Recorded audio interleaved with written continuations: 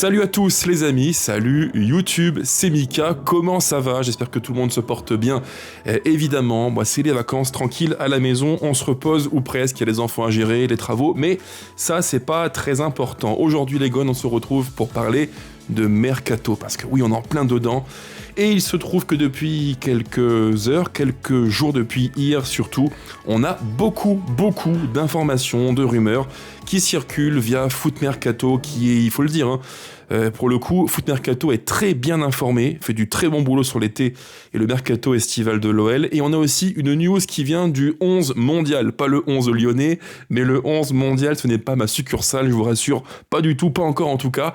Mais on a une information à décortiquer ensemble. Tout ça au menu du jour avec donc du Bentaleb, Loïs Openda et pour finir Félix Barreur, dont je parlerai après en détail. Avant de commencer les gars, n'oubliez pas, si vous aimez le contenu, le petit pouce qui fait vraiment très plaisir. Pensez aussi à commenter, à me dire là maintenant sous la vidéo ce que vous pensez des différentes recrues potentielles de l'OL, Bentaleb, Openda et Félix Barreur. Pensez enfin à vous abonner, activer la cloche et booster le contenu en swipant vers la gauche dans l'espace commentaire. Merci à toutes et à tous les amis pour ce petit geste toujours très sympathique et qui encourage beaucoup à faire plus de contenu rien que pour vous. Et donc on commence par l'actu la plus chaude, c'était quand? Ce matin? Non, c'était hier. On a une news qui tombe de la part du 11 mondial, donc un certain Marc Méchénois, journaliste du 11 mondial, qui nous dit que l'OL avance sur Nabil Bentaleb et que Paulo Fonseca est chaud bouillant pour recruter le milieu de terrain algérien du LOSC, donc qui a je crois 30 ans dans mon souvenir. Alors Bentaleb, qu'est-ce qu'on peut en dire? Que de prime abord, ça paraît un petit peu surprenant, on est quand même bien garni dans le cœur du jeu avec du Morton, du Tessman pour l'instant, Mangala, Tolisso, Kalismera, Bistrup, bref, il y a beaucoup de joueurs. Et c'est vrai que le profil de Bentaleb, vu comme ça, c'est pas forcément le profil que j'aurais ciblé en priorité. Mais je pense qu'il faut aller un peu plus loin que ça. On le sait, l'OL doit vendre des joueurs. L'OL va, je pense, dégraisser beaucoup d'ici la fin du mercato sur des postes qui, a priori, sont un petit peu bouchés. On va écrémer largement. Je pense que Mangala, Tessman, De Carvalho sont des profils de joueurs qui sont candidats au départ. Et dans l'optique où l'OL dégraisserait au milieu de terrain, c'est pas déconnant. On est sur un profil de joueur qui a de l'expérience, qui connaît bien la Ligue 1, c'est un très bon gaucher, profil de milieu de terrain défensif qui est plutôt, c'est pas un régista, c'est plutôt un joueur de pivot double 4-2-3-1. Il peut aussi jouer point de basse, il l'a fait par le passé, notamment au LOSC, sous Genesio, mais c'est plutôt un profil de pivot double 4-2-3-1, comme je l'ai dit à l'instant. Ça colle bien tactiquement avec ce que fait Fonseca à l'OL. C'est un gaucher qui apporterait à l'équipe un profil technique un petit peu différent, des angles de passe différents, ça c'est positif. Profil de joueur qui aime bien construire, prendre son temps, les petites passes décalage, les passes bien cachées. Pour moi, Bentaleb, c'est typiquement, les amis, sans faire de comparaison foireuse, mais c'est le Nemanja Matic, entre guillemets, version low cost. Et d'ailleurs, à l'époque, quand l'OL avait anticipé plus ou moins le départ de Matic de l'OL, j'avais mis Bentaleb dans ma shortlist des profils qui pourraient venir un petit peu prendre la relève. Et c'est vrai qu'à l'instant T, Bentaleb à l'OL, je dis pourquoi pas, pour moi c'est pas incohérent en soi, mais il y a beaucoup de monde. Et en termes de profil technique, je pense qu'il faut mettre le paquet avant tout sur un profil plus, créatif, offensif, porté vers l'avant et fort dans le camp adverse. Bentaleb, je ne dis pas non, mais ça suppose selon moi que l'on fasse un sacré dégraissage dans le cœur du jeu. Donc Mangala, Tessman, s'ils partent et qu'on prend Bentaleb, je dis oui. Sinon, auquel cas, j'aurai quelques petites interrogations. Il y a aussi le point médical super important, on le sait. Nabil Bentaleb a eu des soucis cardiaques qui depuis ont été pris en charge et traités. Et j'espère de tout cœur que tout ira bien pour lui, encore une fois, à l'avenir. Mais là encore, c'est un point moi, qui me pose question. Je ne vous le cache pas, je vais être transparent avec vous. Tous les footballeurs qui ont fait des malaises cardiaques sur un terrain, qui ont eu des pacemakers et autres traitements, et qui après reviennent, moi ça me fait toujours flipper ma race. Donc si on prend Bentaleb, je vous le dis franchement, j'aurai toujours un petit peu l'appréhension de ce qui pourrait se passer. Je ne suis pas docteur, je ne suis pas cardiologue, pas du tout, mais c'est mon côté un peu froufrous qui s'y parle avant tout, la santé avant tout. Bref, donc Bentaleb, bon profil, bon footballeur, bon technicien. Maintenant, l'intérêt à l'instant T, et je dis bien à l'instant T, dans l'effectif de l'OL, j'ai quelques questions. On verra pour la suite. Dossier suivant, et là c'est le numéro 9 qui est super important, c'est le dossier de Loïs Openda, qui selon Foot Mercato, qui est extrêmement bien informé dans ce mercato estival sur la partie olympique lyonnais, Foot Mercato nous dit donc que Loïs Openda intéresse fortement l'OL et que même plus que ça, il y aurait donc on peut le dire, un accord entre le joueur et l'OL. Le joueur Loïs Openda serait emballé, c'est les mots qui sont employés par le projet de l'OL. Il voudrait rejoindre l'OL et l'OL voudrait faire donc Openda. Maintenant, il y a aussi un point très important et pas des moindres, c'est l'accord entre les clubs, entre la Juve et l'OL, puisque la Juve a entre les mains un joueur de 26 ans que le club veut vendre, mais le problème c'est qu'il a un gros salaire, et comme il a un très gros salaire, la Juve verrait d'un bon œil qu'il parte non pas en France, où on peut supposer que la prise en charge salariale par l'OL serait faite peut-être en 50-50, la moitié Juve, la moitié OL, alors que la Juve, quant à elle, voudrait une prise en charge intégrale. Et là, en l'occurrence, quand on émarge à quasiment, je crois, 500 ou 600 000 euros mensuels, donc 5 à 7 millions annuels, à part les clubs de première ligue, il n'y a pas grand monde qui peut assumer ça. Donc la Juve verrait d'un bon œil que le joueur parte côté Angleterre, mais lui, il est vraiment attiré par le projet olympique lyonnais. Il y a eu différents échos, je crois, dans mon souvenir de Burnley, je crois. Le Racing Club de Lens aussi, qui est intéressé par le joueur. On sait qu'Openda y a joué il y a maintenant 4-5 ans, pour être très précis. Mais l'OL serait son choix prioritaire. Alors qu'est-ce que moi je pense de Loïs Openda ? Je l'évoquais récemment en vidéo. Pour moi, c'est une très bonne idée. Parce qu'en fait, Openda, dans l'optique où le club, l'OL et le staff Fonseca cherchent un profil qui peut attaquer l'espace, jouer un petit peu la rupture, qui peut accélérer, qui peut dynamiter, qui peut être bon finisseur, qui peut décrocher, contribuer au jeu, profil quasi parfait. Et là encore, attention, certains me diront, j'en suis sûr en commentaire, attention Mika, Openda à la Juve, c'est une saison quasiment, pas blanche, mais 2 buts dans mon souvenir en 30 et quelques matchs. Oui, c'est pas reluisant. Je vous dis pas que c'est une grande saison, loin de là.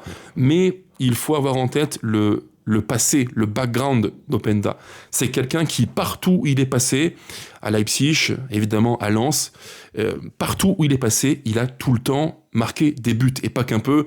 On est sur un profil de numéro 9 qui a scoré à peu près, là encore, il faudrait vérifier les chiffres, mais 1 but tous les 2 matchs. Il est sur une moyenne de 0,5 buts par match, ce qui est très très bien.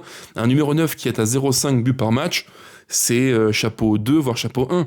Donc, d'un point de vue profil, pour moi, c'est totalement cohérent. D'un point de vue finisseur, décrocheur, techniquement, rien à dire. Je signe des 2 mains un tel profil comme Openda. La question, c'est l'argent. L'argent, qui est le nerf de la guerre. Est-ce que l'OL peut faire un tel deal ? J'ai quelques doutes. Si on me dit que l'OL parvient à négocier un prêt avec une option d'achat éventuelle à peut-être 15-20 millions, en cas de LDC, ouais, c'est cohérent. Maintenant, si on me dit que la Juve en demande 30-35, on laisse tomber, quoi. C'est pas possible, c'est injouable. C'est clairement injouable. Donc, on en est au stade où il y a, entre les 3 parties, l'OL, la Juve et le joueur, il y a 2 parties qui sont d'accord pour un transfert. La 3e, c'est la Juve.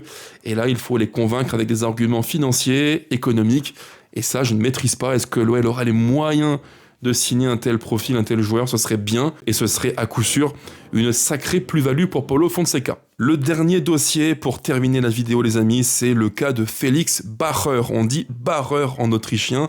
Qui est-il? Je le sais, il n'y a pas grand monde qui le connaît. Et pour tout vous dire, les amis, j'ai un sacré coup de bol. Parce que c'était quand fin juin. Ouais, c'est ça, vers fin juin, il y a maintenant à peu près 3 semaines, 1 mois. J'ai fait, sur mon petit calepin, j'ai fait un listing des différents profils que j'ai pu repérer grâce à mes amis scouts de différents championnats, avec l'outil datascout.fr qui est un super outil. J'ai fait un listing des différents profils par poste qui me paraissaient OL compatibles. Et il se trouve que, comme par hasard, dans mon petit listing des numéros, des centraux, on va dire, qui sont agressifs, forts sur le duel en 1 contre 1, rapide, costaud et plutôt bon relanceur, j'avais coché le nom de Félix Barreur. C'est assez fou, mais c'est comme ça. Alors, par avance, je vous le dis, il y a très très peu de vidéos, même quasiment aucune vidéo sur lui sur le net. C'est quasiment impossible à trouver, il n'y a rien, il n'y a pas de traces de match. Moi, à l'époque, quand je l'ai, entre guillemets, observé, j'ai vu les matchs sur Footballia, j'ai vu quelques matchs de lui, des bouts de matchs. J'ai pris aussi conseil auprès d'un ami qui se reconnaîtra, Christian, qui est fan du football autrichien, et qui m'avait dit, Mika, on a un profil en Autriche qui n'est pas encore en sélection, mais qui joue à Estoril au Portugal, et tu vas voir, apprends à le découvrir, c'est un bon profil qui est costaud, puissant, et qui vraiment fait du mal dans le 1 contre 1. Qu'est-ce que j'ai fait ? J'ai évidemment coché son nom, j'ai fait des recherches, et je peux vous dire maintenant qui est donc Félix Barreur. On est sur un profil de central très costaud, 1m90, il a 25 ans, il en fera 26 d'ici quelques semaines, quelques mois. On est sur un profil de central très costaud, puissant, rapide, dans l'air du temps en fait, comme le foot de maintenant aime tant les produire, parce que le foot d'aujourd'hui, le foot entre guillemets moderne, c'est un foot qui impose des blocs souvent hauts, de l'intensité, on veut imprimer du rythme, et plus tu joues haut, plus il faut assumer derrière les transitions et l'équilibre transitionnel. Et lui, il a ce profil-là parce qu'il est vraiment puissant, il est grand, costaud, rapide. Il y a quelques axes, évidemment, d'amélioration, ça paraît normal, mais d'un point de vue physique, on est sur un profil costaud qui, en Ligue 1, pourrait être comparé, puisque moi, à l'époque, j'avais ce profil-là en tête, je pense qu'il pourrait être comparé à un profil comme Cresswell de Toulouse, très costaud, puissant, qui impose dans le 1 contre 1 et qui est très fort de la tête. La petite nuance que j'émettrais entre Félix Barreur et Cresswell de Toulouse, c'est que Barreur me paraît plus mobile, plus rapide, moins lourdeau, entre guillemets. Donc c'est positif, voilà, profil physique extrêmement intéressant, on le sait. Fonseca est un coach qui, 3 matchs sur 4, veut un bloc haut, dominant, et imprimer quelque chose au match. Si tu as un central qui peut te couvrir dans son dos l'espace, faire du Mata à l'époque quand il était au top à l'OL, plus ajouter à ça le côté puissance physique, bulldozer de Kluivert, ça fait un combo super intéressant. Et moi j'imagine pour le coup les Gones vraiment bien, un binôme Niakhaté-Barreur ou Kluivert-Barreur, on verra bien, puisque l'Autrichien peut aussi jouer axe gauche comme axe droit. Maintenant les quelques points d'amélioration qu'on pourrait éventuellement mettre en évidence pour Barreur. À mon sens, il a un bon gelon. On va rester mesuré et pondéré sur le sujet. Il a un bon gelon.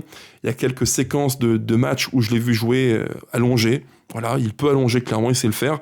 Il a un bon pied droit, mais dans les passes progressives, dans la faculté à casser des lignes par la passe, ça peut être mieux. Voilà, on n'est pas sur un relanceur top élite, pas du tout. Mais c'est quelqu'un qui n'est pas maladroit, qui a plutôt un bon pied et qui doit encore prendre plus de risques pour relancer. Et on le sait, face à un bloc qui va être groupé, bas et très dense, il faut que tes centraux soient habiles des pieds. C'est super important. Il peut le faire, mais il a encore ce petit gap à franchir et je pense qu'il en est largement capable. Donc, vu ce que dit la presse, on est sur un montant de 4 à 6 millions d'euros. Les copains de chez Datascout, que je salue chaleureusement, Alexis et son équipe, le mettent même top 3 en D1 portugaise. C'est quand même pas mal à son poste, faut aussi le souligner. Et si on s'appuie sur la data, eh bien on voit que le profil de Félix Barreur colle exactement à ce que je vous dis là. Un profil qui est très fort dans le 1 contre 1, dominant dans les airs. Un défenseur central qui a une vraie capacité à courir vite et sur de longues distances, donc en tout point, physiquement, c'est intéressant. Et c'est un profil qui matche bien avec ce que Fonseca demande à ses centraux. Là encore, le seul point, je dirais, d'interrogation, c'est qu'à l'instant T, on le sait, Kluivert, Mata, Niakhaté, Camara, il y a du monde. Et donc, c'est peut-être le signe que le club anticipe un éventuel départ qui... si on fait dans l'ordre, je pense que Mata va rester. Niakhaté, sauf une offre des Émirats, de l'Arabie Saoudite ou du Qatar, je pense qu'il restera lui aussi à l'OL, sauf, offre irrefusable. Je dirais qu'au final, le seul joueur pour lequel j'ai un gros doute, c'est Ruben Kluivert. On le sait, il a une cote certaine. Je pense qu'il a un marché, notamment en Angleterre. je ne serais pas étonné qu'un club comme, je sais pas moi, qui vous voulez, Leeds, peu importe, débarque et mette sur la table 15, 20, 25 millions, grand max, c'est pas impossible. Maintenant, entre sa cote à son prime l'an passé, qui est aux environs des 25 millions, à peu de choses près, et maintenant, je pense qu'il y a une petite décote, il a moins joué, il y a eu des blessures. Bon, voilà, à voir. Mais si demain un club vient et met 20 millions sur lui, je pense qu'il partira et que tout le monde se serrera la main. Bon courage Ruben, bonne aventure. Et nous on prend Félix Barreur pour faire la transition. Voilà, c'est comme ça que je l'imagine, mais là encore, c'est l'avenir qui nous le dira. Les Gones, à vous de jouer. En commentaire, dites-moi tout si pour vous, Loïs Openda, Ben Taleb ou encore Félix Barreur sont des choix intéressants pour renforcer l'effectif, en tout cas me concernant. On peut éventuellement discuter de l'intérêt des uns des autres, pourquoi pas, mais en termes de profil, c'est, je trouve, extrêmement bien ciblé et c'est vraiment, encore une fois, cohérent. Sur ce, les Gones, portez-vous bien, à bientôt et surtout, allez l'OL plus que jamais. Bisous à toutes et à tous, ciao ciao.